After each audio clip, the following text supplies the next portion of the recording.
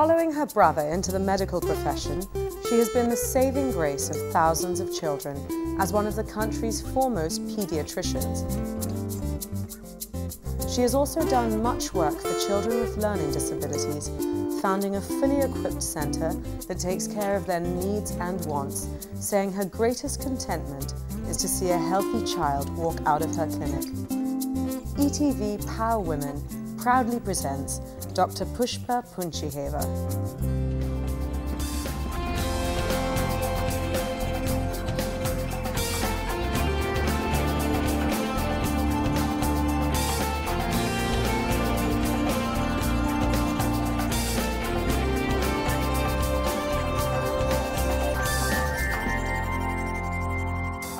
Hi and welcome to ETV Power Women. Now you've heard the introduction to our guest, who probably needs no introduction, being one of the island's foremost pediatricians.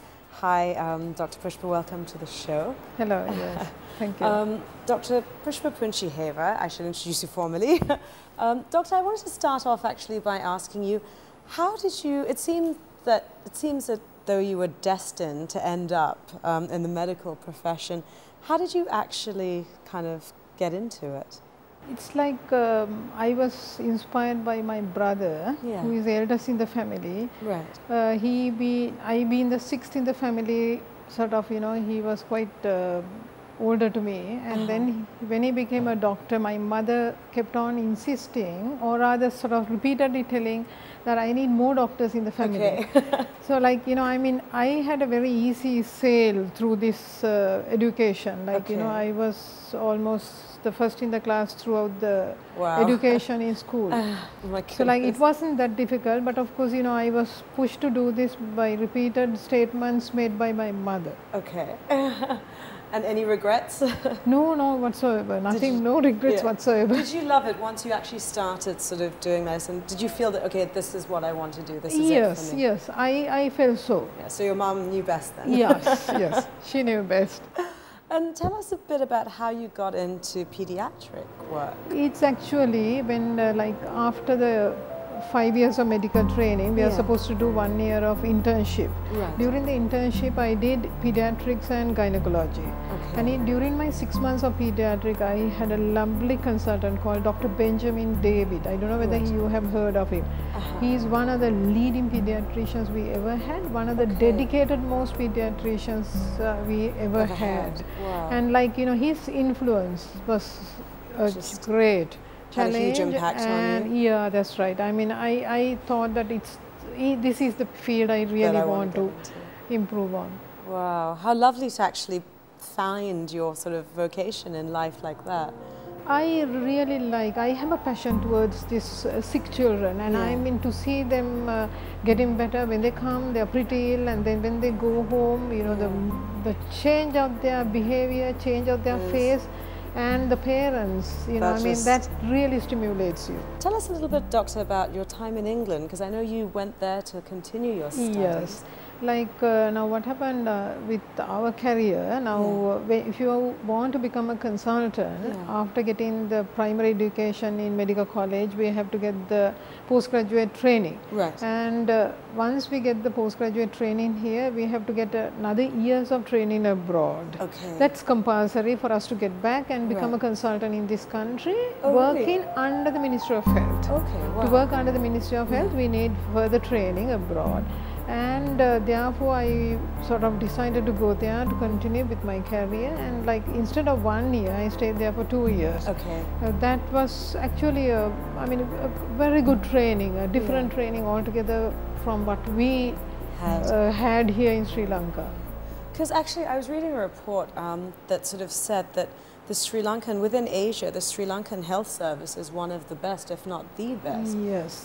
The level of sort of care given at government hospitals is supposed to be fantastic. Yes. Now say when you get the medical indices, say example, the immunization percentages and the mortality rates of the infant mortality, infant deaths, and all those figures are well above any other country in the Asia. We are the top.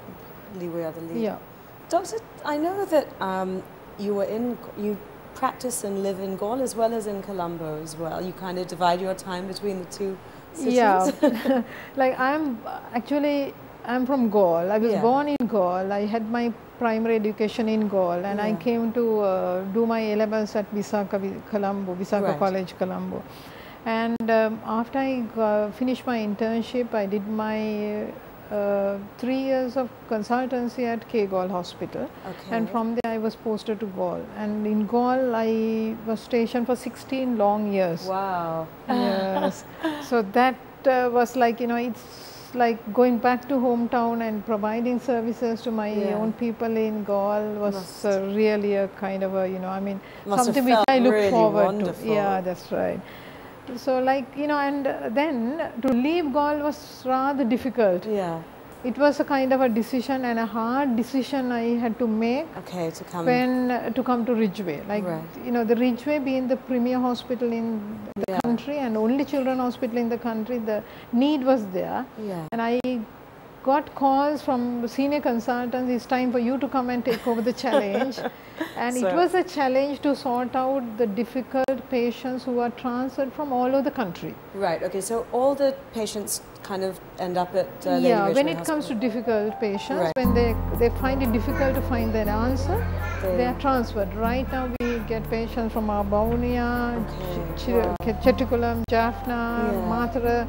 So like I also felt that it's time for me to take over the challenge, because when the seniors retire, somebody has to come and take over. So it was my chance. I mean, we are posted beyond the seniority. Right, okay. So I kept on postponing that choice to come to Colombo. Like, I was pushed. And then I felt it's the time for me to come back to Colombo and take over.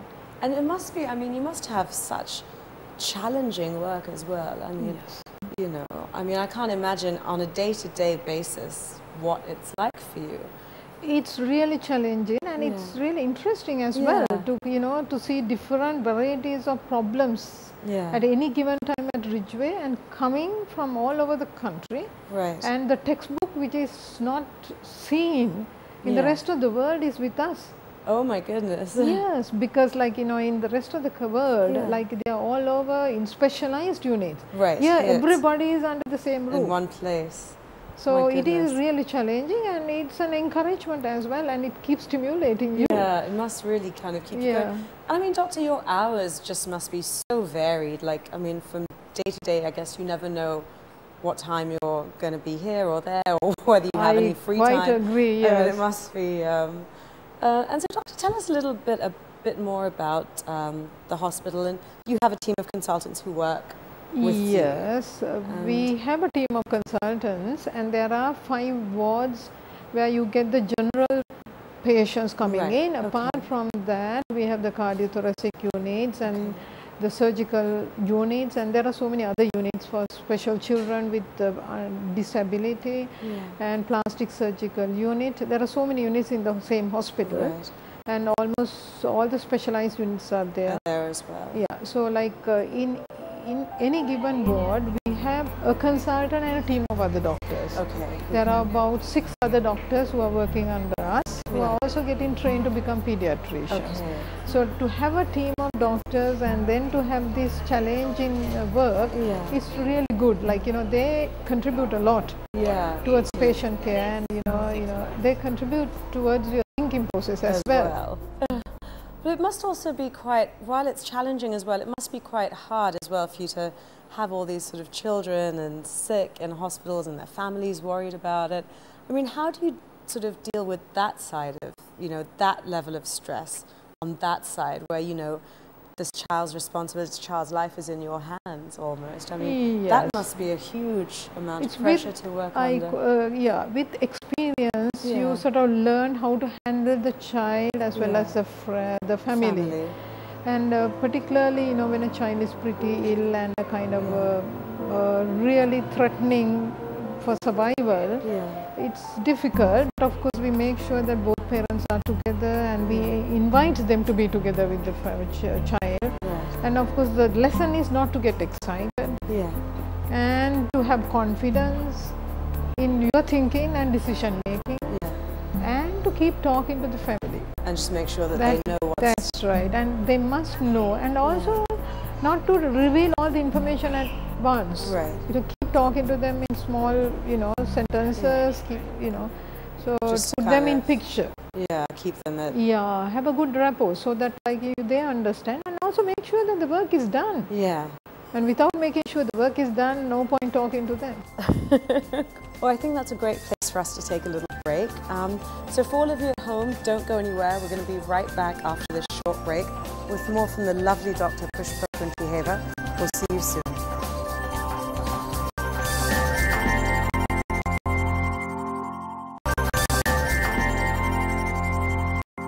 Hi, and welcome back to ETV Power Women. We've been having a very interesting chat with Dr. Pushpa Punchihewa. She's one of the island's leading pediatricians. And actually, Doctor, I wanted to ask you, you were in Galle during the tsunami, and that must have been just a harrowing experience, as well as, I mean, it must have been very fortunate, I think, that you were there. But it must have been just... It was tragic, and it happened to be my admission weekend. Right, we have 3 pediatric wards at Hospital Karapitia, and the weekends are rotated. So 48 hours beginning from Saturday to Sunday, the Monday, we get admissions. Right? Okay. It happens to be my weekend, therefore I was on duty. On duty I was at home. Right. And really what happened was I got a call saying that you need to look after your niece's textbooks. Okay. Because my niece was studying for A-levels, and their house is situated in Unawatuna. Okay. And near the sea. My goodness. Right. So I was getting ready to go with her to sort of safeguard the books. I didn't know the gravity of it. This, I was about to get into the vehicle, and I got hospital line saying that, "Madam, please come." So I just kept on asking what's going on. They didn't wait to answer the phone. So I decided to go towards the hospital rather than taking my niece towards. My goodness. So as I entered, what I saw was really tragic. And the children were brought. Some of them were dead. Some of them were screaming and drowned, half fighting for breath. And the parents were, really tragic. You can't explain. It's so difficult to explain with words. But so therefore my services were needed there. So, and the day started and it went on for continuously 48 hours. Yeah, I can imagine just people being brought. So to trying to save lives, and then after preliminary care, we were trying to organize the food and the linen for them. And I was living in a hospital accommodation, so and that area was not underwater. So I had the stocks, and I was able to provide linen. So after that, the next question was trying to sort out the wards to keep the patients in, to discharge as much as possible of the ones who were there already. And also the hospital, which is the maternity unit at Mahamudra, was affected, and the babies were washed off. Some of the babies in their incubators where they are kept warmed, and some of them were washed off, some of them were separated from the family, and they were brought into the unit, because this being the admission weekend, and they were brought in from all kinds of hospitals and places. So it was a kind of experience, there was a lot of work to be done, and we all got together, and there were quite a few who assisted us, and was managed to save a lot of lives. And of course at the end of the day we lost 5 children. But out of 65 we saved 60. Yeah, which is amazing. And of course I had to provide meals for my doctors who were working continuously. Some of them did not have a way of getting back. And that was an experience, and I believe that I have done a service. And I was just very fortunate that you were there at the time. That's right, yes. Wow. And Doctor, I also understand that you've set up the Senahasa. Yes. Would you just like to tell us a little bit about how that started and what it sort of now, as I told you that I was working at Galle, and then as I started, I realized for the children who are physically and mentally disabled, the services provided by the country is not what is expected for them to get. And they used to come and get their medicines comes and go away without getting any therapy. Right, okay. I mean, they are supposed to get stimulation, physiotherapy, the speech therapy, that they were not existing. Right. So, and like, I mean, to get the best possible care, I used to send them over to Chitrala in Colombo. Okay. And there was a good physiotherapist from Britain. Yeah. And she sort of called me and said, Dr. Punchihewa, by the time they come, they are too tired. I just find it difficult to get on with the therapy. Yeah. So it's time for you to start your organization. Like, I mean, it's so difficult to get things done. But fortunately, we were able to get few doctors and also the other parents who really wanted to, team up. Yeah. We got together and then formed this NGO. Right. And then we got it registered under the Social Services Department in the Southern Province. Yeah. And we were fortunate enough to get a building owned by the Southern Province. Oh, fantastic. And that's right. So it was given on a contract for 3 years, and after that it was extended for another 3 years. So now we are 6 years old. Wow. And we are doing well. Fantastic. So there are a lot of children who are registered, and I must tell you, that's not, I mean, they do come. It's not a place where we keep them.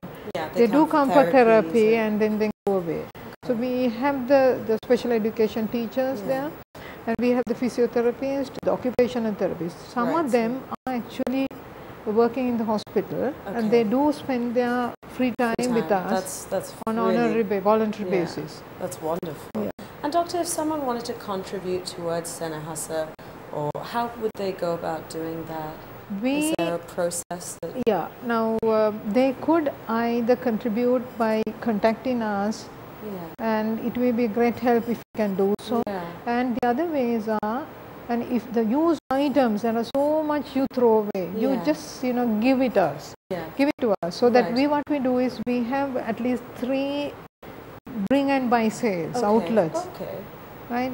Out of that, each fair we earn about 30,000 rupees that way. And the other thing is we print a raffle ticket every year, and it's just merely 10 rupees a ticket. So and we tend to earn about 100,000 rupees. So I mean, for survival and to pay the salaries of the office staff, and some of the therapists are paid an allowance, traveling allowance. So naturally you need funds. But we are lucky to have got some funds from England. We were, for 1 whole year, they gave us all the expenses. Right, wow. And this year, one German couple settles the bills of 3 staff members. Oh, fantastic. So the rest of it we earned out of the raffle tickets and the bring and buy sales outlets. And doctor, I know another thing actually that you're very sort of concerned about as well is, I think you'd mentioned it earlier as well, is there are lots of different things that need to be done to also improve the level of sort of healthcare and the services that we have at the moment. Would you like to just tell us? One thing I really sort of want to do is counseling sessions for the children who are having got to stay long term in the hospital, and also the ones who are like, I mean, they are sort of terminally ill. We all know that they will die. We need to prepare them for death. We need to prepare the family to face the death. So there should be a counseling team of counselors, where the clergy is involved, the professional counselors are involved. We need them. That is where we are lacking right now. We really need to prepare them. It's sad to see how, I mean, there's no preparation. Okay, we are busy. We keep telling them, we do talk, but that is not good enough. We have to have something. We have to have, with the demand involved with us, it's a bit difficult to provide the 100% counseling. Yeah, I can imagine. Right? So, I mean, that is something we need to improve. And also, the other thing is like the children who are brought from far away places. The mother is there, the facilities for them is rather limited. But, I mean, the visitors, when they visit the child, they stay in all over the nooks and corners in the hospital. But there's no place for them, facilities for them to sort of, stay and then, So those are things we need to those are the things we need to improve a lot. Doctor, we've got to take another little break, but when we do come back, I'd like to chat a little bit more about this. So for all of you at home, don't go anywhere, because we're going to be right back after this break.